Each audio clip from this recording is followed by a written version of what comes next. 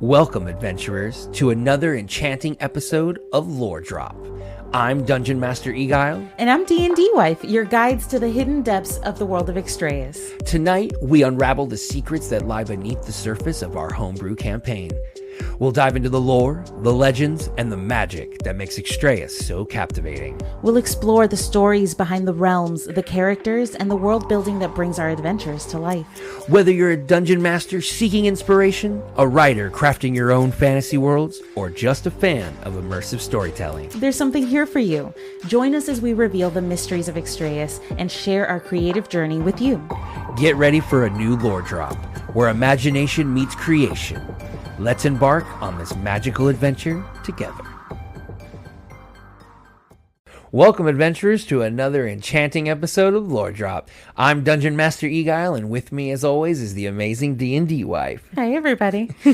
So tonight, we're diving even deeper into one of the darker aspects of magic in our homebrew world of Extrayus. That's right. In this episode, we'll be exploring the mysterious and powerful demonic magic. This isn't your typical demonic lore. Forget what you know about the traditional demonic ideals. We're talking about a magic that originates from other dimensional beings created from the strongest of wills and emotions.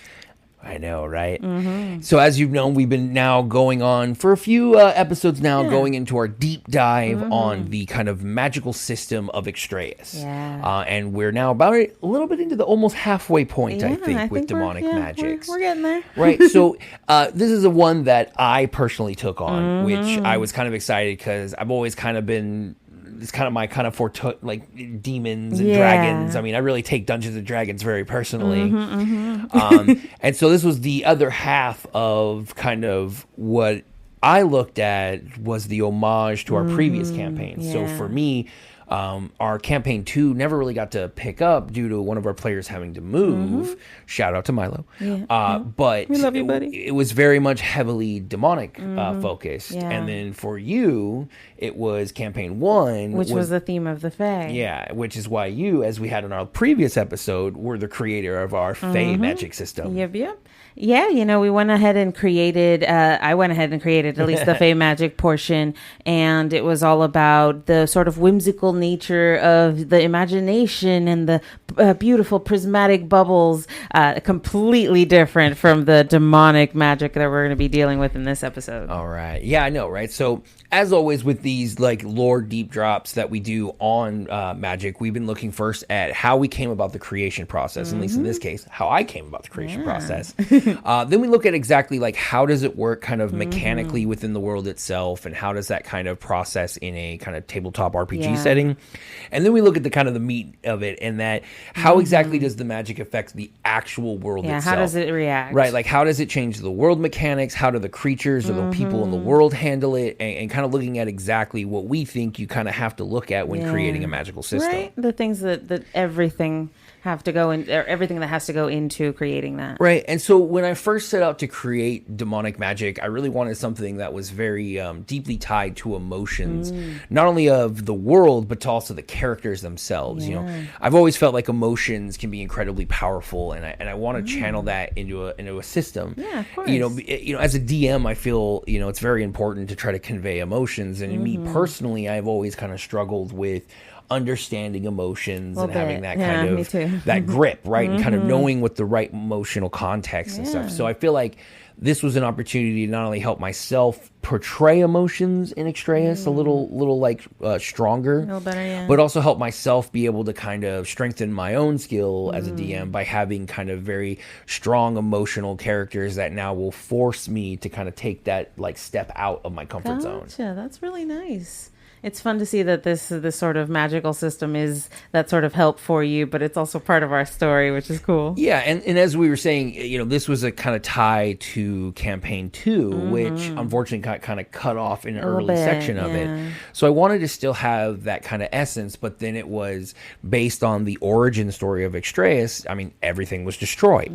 So it was like, okay, well, if everything's destroyed, we really didn't want to just pick up some pieces and go, oh, well, this person actually didn't die, and they had this special rock or armor, and that was just going to throw the whole thing. So instead, it was, what can't be destroyed. And you can't really destroy emotion. Yeah. And so the essence is that over time and kind of through the kind of power of RPG science. Of course, and magic. Right? The kind of remaining power of whatever demonic forces that used to exist, the seven hells, Asmodeus, and all nine that, hells. or nine hells, Yeah. whatever it is. Those all kind of eventually kind of came together, and they coalesced on the simplest of terms, emotion. Yep. And that eventually created a new species that kind of formed out of the strongest emotions, things like rage, fear, jealousy, hunger, all of these kind of emotions that are kind of the easiest to understand and the easiest to express. Yeah, the ones that can turn darkest too. Right, and they're ones that even when you are using them in a just way, the more powerful they are, the more likely they are to take you to a darker or sinister route. Yeah. So I really wanted that kind of, it's not necessarily inherently evil as what traditional, the demons. Any demon is this evil entity all about destroying and conquesting and slaughtering. When in reality, these are just more of creatures that are driven by an innate sense of their purpose that are just emotions. If this is a creature that, wants to consume everything, it's just because it's based around nature. Hunger. Yeah. Its emotion is the feeling of hunger, that, that connection to it. Yep. And that really, I thought, would create a very unique system that would not only encourage players to learn about it, but also create an idea of it's both alien and dangerous, but it's also kind of connected and close, right? So it's like, okay, these obviously are creatures from another universe. It's something, obviously, the invader kind of complex, but at the end of the day, we get mad. Yeah. We get jealous. Absolutely. We get angry. We have our own emotions. Why are we as the players putting these people, or as the story goes on, why are these certain individuals being placed at a certain level just because they have only one emotional complex? Yeah, and they might be classified as evil because the people of Extrayus view them as evil, but that's not necessarily, their driving force. Yeah, and so that's, so really I think a lot of, when I came into creating demonic magic, it was a really kind of a way to put myself on the table a little bit too, because it's kind of a little bit of like the DM putting themselves out, where it's like, okay, these are entities and characters that only know one emotion. So not only is it a way to help me, but it's also going to be a nice challenge, because now I have to play, an entity that is the personification of just rage. And yes, they are angry, but you can't just, I can't just scream at you guys for 5 hours. No. So I have to find nuance and complexity to how a creature who is born of rage is going to kind of express and control itself. And so I think that'll lead to some pretty cool stories down the road that we'll share as we explore them ourselves. Absolutely. As the story hasn't quite hit many demons in the lore. But really the biggest thing was I wanted demonic magic to stand out, to be kind of different from the rest of the magics, in that it's this kind of unsettling and unique experience. Because I guess the easiest way is where the real kind of start was like, it's really that idea of like every anime or protagonist that just suddenly becomes stronger out of the blue because they're angry or a friend died, and so they snap, and now they're so crazy, their power doubles, and so that was kind of that idea that I wanted to base demonic magic on. So that way, it is this unsettling, because it's like, okay, well, what could happen? But there's still kind of this incentivization of it, and that, well, wait, maybe there's a way that I can use this. And that's what I wanted. I wanted it to not be something where the players are so terrified to ever even go near it that it's never really going to be kind of explored. And it's a similar sort of work with the Fey magic. It's just, I think, a different approach I had to take, because it is the parallel to demonic magic. It's in a way the complete opposite, because we had to keep them separate. It focuses on the mind, the imagination versus the strong emotional aspect of the heart of the demon magic. So I had to focus more on sort of luring people in and sort of beguile and things like that, of that nature, to contrast with the sort of forceful nature of the demonic magic, which I thought was fun. And, while you were off crafting this dark, intense magic, I was working on something that looked a little opposite with iridescent bubbles. It looks beautiful. It really brings you in. It's whimsical and light. It's a sort of a perfect foil to the raw power of demonic magic. So it was interesting, experiencing that creation process. And I imagine it's a lot different from what you had to focus on in terms of the driving force of Fey magic. Yeah, I also think it played into the fact that we kept them separate. Absolutely, they had to be. And the fact that when we say that, we also mean like intellectually separate in terms that we didn't really know what each other were working on. Yeah, we didn't really interact with them. And so that way, I feel like that we only came to the premise of, okay, you have the mind, I have the heart. Yeah. And that was really it. So I think it really kind of shows that unique duality that was created just off the premise of the mindset, right? So yours was based off, okay, this is the mind. What can I come up with that?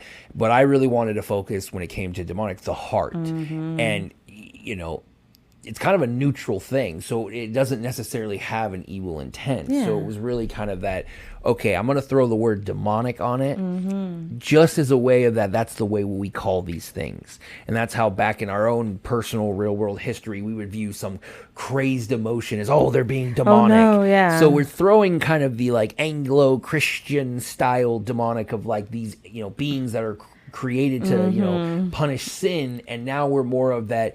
These are these kind of demonic inside of ourselves, these feelings, these emotions that we try to cast out, but are real things and are here whether we like it or not. Yeah, and that was really the kind of the core thought it's a little to different. making demonic magic. Yeah, it's not quite, like we said, it's not quite rooted in our, real world lore per se. I wanted to use its own thing. If you notice a lot of the like Extrayan stuff, and I use a lot of words to start off kind of to trick a player, not in a good way, like trick or treat, not like trick like you own a timeshare, but in the sense of, that way you kind of already come in with a juxtaposition and you're kind of tricked a little bit, and then that kind of helps you break some of your metagaming focus, and I always love doing that. It's fun when you can just dive right in and feel like you're really experiencing it firsthand.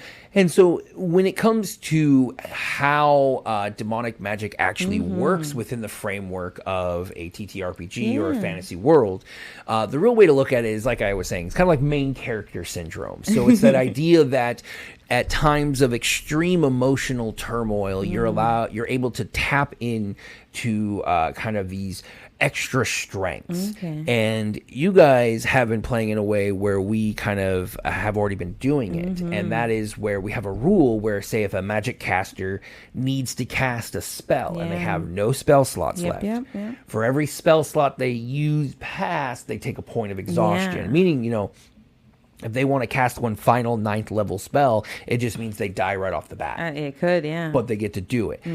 That's based off of demonic magic, because that is that extreme drive of the player. I need one more chance. And that's the need for vengeance or justice, right? So you're given an option. Yes, you can go harder. You can, give more to save your love or save the kingdom. But it will cost you, and that exhaustion weighs on it. And it can be fatal. Continual usage, too, could lead to other kind of effects. And so I think that kind of creates that cool idea of that, everybody wants to be the main character every now and then, right? Everyone wants to have that, like, Super Saiyan moment. You killed my friend, and now I'm going to just jump up in power. And I think that makes it really interesting. And it's a little difficult to get those moments when you're, say, in a party of, like, 4 to 6 people. That's tough. So having these sort of moments that can happen is really nice. And so also, when it comes to, it's like, well, they're emotions. How can these emotions be something to be so threatening?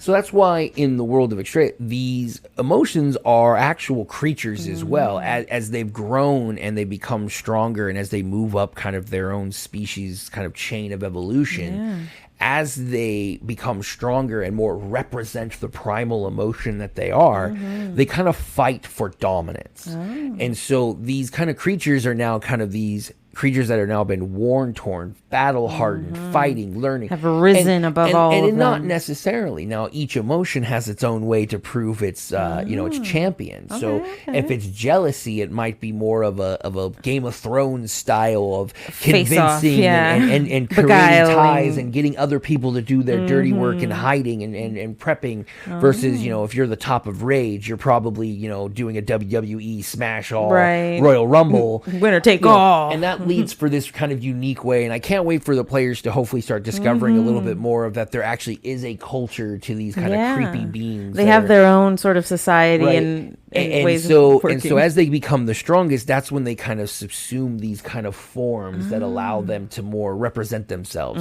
So instead of being kind of these fleeting essences of emotion, like kind of a cloud that's just very angry, they coalesce into a body, and it more represents kind of what they look at. So we've had a few instances where there have been a couple of demons that have been interacted with, and they've seen kind of snippets of their true forms being almost like a manifestation of whatever they represent. For the case of one is like hunger, and so his entire motif is that his mouth is this huge gaping mouth that always represents that hunger for. Now, it's not necessarily for food. I mean, it can be a hunger for everything, for knowledge, for power. And that really kind of drives it.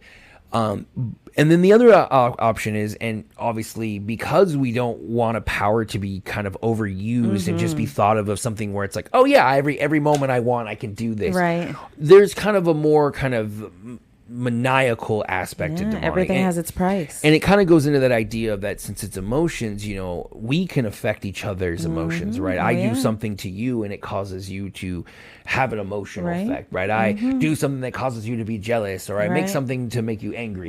So the idea plays into the game itself. So as you are kind of influenced and touched and corrupted by demonic magics, that tainting stays with you. And what that does is it doesn't necessarily cause you like a physical sickness. It's not a virus or a plague. You don't see it on the flesh. It's more of an emotional one. You start to become more influenced by whatever. Like the Horcruxes. Yeah, kind of, right? Like that's a really good way to put it. I mean, I didn't think about that. You're more of a Harry Potter fan than I am. True. Yeah. But it's like more of that effect that they did sometimes have. The idea, if you're affected by a rage demon, then obviously you yourself are going to have more kind of pulls to a rage philosophy. A kindly, calm person becomes a little bit more angry, more short-tempered, more wars being caused by influence rather than actual direct conflict. Right. Nothing happened. People just felt that something was wrong.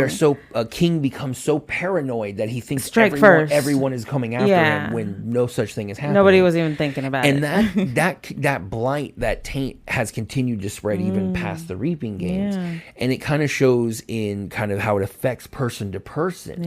And it's interesting to see how long it takes for players to kind of start discovering that and needing to kind of see how that can be curbed, and also it might explain certain people's actions. And can this taint, so to speak, of demonic magic, can it be passed through generations? Oh yeah, because it's once you're touched, right? Like, so it's like the whole belief, right? Like, so the angry father births the angry child, kind of that idea, right? That's a good way to put it. The sins of the father, kind of that motif of it kind of keeps going down. So it is kind of this like, okay, it really has to either be understood, and you can break the cycle, but it's tough because in a sense it also is empowering, right? So you could say, okay, well, yeah, they're affected, but they're also the greatest warriors that ever, right? But at the same time, they're also always in battle. They've never seen peace. They're constantly, it's Alexander the Great. They're never actually going to ever get over it because they're in fact tainted through. They just have to keep fighting. There's no end. And so that's really where I wanted that to kind of play, as it being kind of more, whereas, as we learned with your Fae, it being kind of this more like, manipulative kind of mind. This is more of this kind of like soul taint, kind of goes with you, because that's really what emotions feel like. Your mind can sometimes be cleared once you know the thing, but your heart kind of always stays scarred. You have to change that. Yeah, right. So because your heart always can kind of get it, that idea is that demonic is always there until you actually it's tough to root out. Yeah, and I wanted that. That's a good one. And, in the grand array, when it came to Extrayus' magic and how we wanted to fit that in, I really wanted demonic magic to stand very much an opposite of yours. Absolutely. Because it was about the creativity creativity, the mind, Fae is really and about the magic the that comes from the imagination. mind. Demonic magic had to be just from the heart. Yeah. Because that raw, primal emotion, as we've seen even in our own real world, let alone a fantasy world, that can drive a person to extraordinary, often dangerous lengths. Absolutely. People who you would be like, I never would have thought this person would have done something like that. This is what the explanation out of the is. blue happens. You know, as much as that weird DM brain I get, I kind of like to have an explanation for stuff. Ooh, does that mean that the demonic taint can perhaps lie dormant until certain triggers or times? Obviously, a lot of it is based on the creatures themselves. So in the world of Extrayus, currently, there is something preventing a lot of the demons from influencing Extrayus due to what we'll hopefully go into later. Part of the Reaping games. But there are a few individuals of demonic essence that are navigating the world proper that the party has seen that have started to slowly kind of buying their time, but now are seeing in the current era of Extrayus, seeing more of the taint being spread now, as if there is something coming up.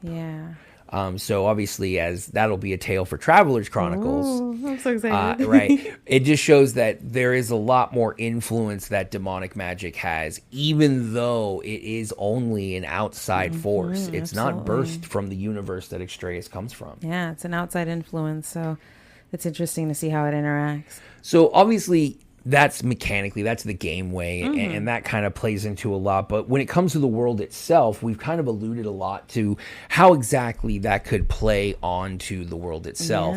But really, it does play into a lot of the growth of Extrayus proper. During the Reaping games, even prior, yes, there was this kind of era of Eden, technology and all this. But because of that, there wasn't any what I would call protections. Everyone was so open, but that also can cause problems, as because of that, there can cause things that they didn't understand.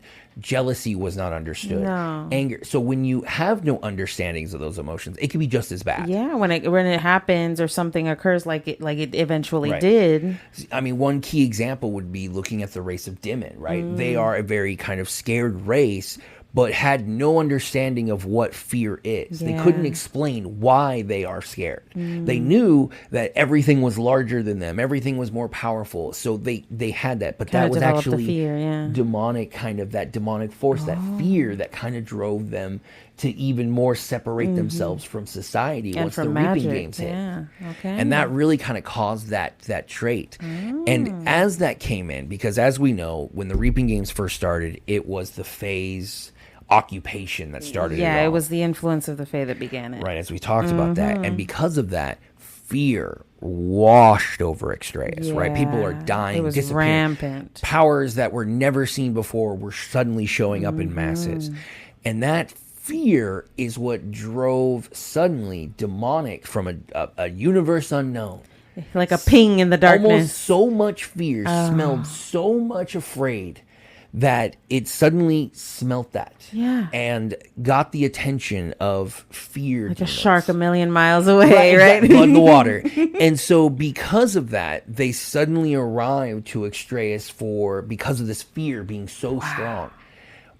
But it wasn't what they actually found. As we've talked in other lore drops, these cosmic shards, these essences of creation that were part of the creation of a few of the races of Extrayus, they are essentially these like cosmic coalescent shards of just pure hope, pure emotional hope for a future. And the driving power of hope. And so once the kind of demonic forces kind of got to the world, it changed because now these entities that could be infected and be kind of corrupted by emotional malevolence now also had this almost eternal battery of emotional that could power be tapped into or broken. As what happens when you shatter will, the will for good, that can be some of the it's like a what I equate to a RPG fantasy nuclear fission. Oh my. Stay tuned for that one. Oh, dang. So those shards, so obviously these creatures who are made up of emotions and kind of feed off of them, finding these things became their utmost goal. Yeah. And when most of those shards reside in a few of the, of the races of Extrayus, that's why we saw in the Reben games, they weren't really focusing on anything but the people who had shards. And the Humes, of course, who had the most amount of shards. Oh. And so that really kind of shows how within the races, there's actually a dichotomy of some didn't really get all that much from like the demons. Mirren were very little here and there, yeah. but really it was more of this, they were in the way of the train rather than actually being the target of any kind of direct action. Oh my. And as we've talked a few times, and as we've kind of alluded to, demonic magic is the other half of the creation of chaos. And that's where it really came into. And as we've stressed, the mind and the heart. What is not worse when the mind and the heart are disconnected? Right. So that's chaos. Yeah, and absolutely. So it really shows how kind of there is this like really nice 3-step process that kind of really ties in our magic system to the world of Extrayus, and by doing that, it just creates all those unpredictable and dangerous areas where you can see both, mind games and heart games, in a weird kind of way. But really, it really just shows. And right now, in the current era, as we've been talking about, and you had asked about kind of that influence, we're now seeing kind of a new spread. Yeah. Now there seems to be some gears moving within the world of Extrayus, and we might be seeing some new changes. Oh, yeah. As we get to kind of the massacre of Aranoka, when we get to those points, and kind of seeing how those are going to step and kind of bring more, hopefully, demonic magic to the world of Extrayus, and we can see kind of more ways the players can manipulate that while also trying to avoid its kind of, disadvantages and backsides. Yeah. It's going to be really interesting to go through that. I'm looking forward to it. I mean, right, as a player, I mean, how do you feel in regards to this? Don't get me wrong, it's a little terrifying just because the emotional toll that demonic magic has on people. I mean, even in the little bit that we've played in the world, we've seen so much already about how the demonic magic can really start infecting and growing inside a populace. So it's led to some dangerous interactions. It's been a little difficult, and so the ongoing spread of demonic magic's influence means that no one is really safe, and I think that's really been driven home to us. And that's the whole point. You're right. Communities can be torn apart by sudden outbreaks of aggression and violence and be spurred on by that sort of demonic magic's taint. And it's not just about the physical danger either. The emotional toll is devastating on the people, on us as the players. Those affected by the magic can suffer from intense emotional turmoil. It can drive them to actions that, like you've said, we've never normally considered them to have before. So it really just leads to this unpredictability that we have no control over. And that's the thing that I really like too, because it's so nuanced right now, because it's like, oh, this character got angry. Well, that doesn't matter. It's like, well, actually it does, because there is kind of a little ticker going on in the background where it's just you're getting closer and closer and closer. And I really, I think, as always in most stories, right, the struggle between light and dark, the hope and despair, that's really a central focus of Extrayus. And not the only, obviously. No. We have such a multifaceted onion that is Extrayus. There's a lot of different things going on. I think this was why we chose to be like, okay, let's separate. Let's write 2 different groups. Let's set this up and let's see what happens when we're set. And it really kind of helped, I think, build these 2 groups up to be both polar opposites, as well as, because of the lack of information, there is no crossover unintentionally. Yeah, they have touching points where they come close. Right, where sometimes you might accidentally, now obviously as a podcast you can't see me doing my fingers, but accidentally have things suddenly work out together, but we don't have that, and we didn't have to really worry about that when coming to build that up. That was nice. It was interesting to see that we didn't clash in any way when making these, even though we were completely separate. That was fun. And just as always, we kind of looked at, for me, this was one special to me because this was kind of my creation alone, and I really wanted to take and put something new together, because that's really what Extrayus is all about. Absolutely. But obviously, as always, I start with one thought and here's how I want it to be. But because we have such a unique system with Extrayus and this evolving narrative of, hey, if we come up with an idea at the table, let's go with it. Let's make it canon. You have some side thought, let's do it. Yeah, so I'm really interested to see how from original conception and how looking at something that pays homage to campaign 2 and also kind of create something that can both empower and create something that could be much more chaotic down the road, right? With the taint spreading across the lands and seeing people kind of be corrupted out of nowhere. Yeah, that's going to be interesting. But I also like the idea that it is something that isn't so unobtainable like in previous kind of systems like D&D, right? Yeah. Where it's not just, if you're talking to this guy,